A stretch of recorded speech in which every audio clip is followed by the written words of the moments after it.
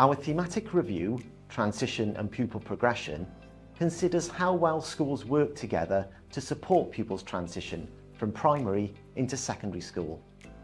Within that, it focuses on how well schools work together to ensure that their curricula and teaching develop pupils' knowledge, skills, understanding and learning behaviours effectively across transition.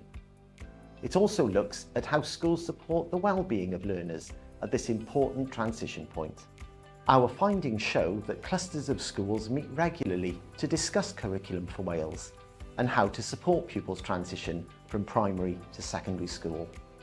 In nearly all cases, they focus well on ensuring that there are beneficial induction arrangements to support pupils' well-being, and they implement helpful strategies to support pupils with additional learning needs.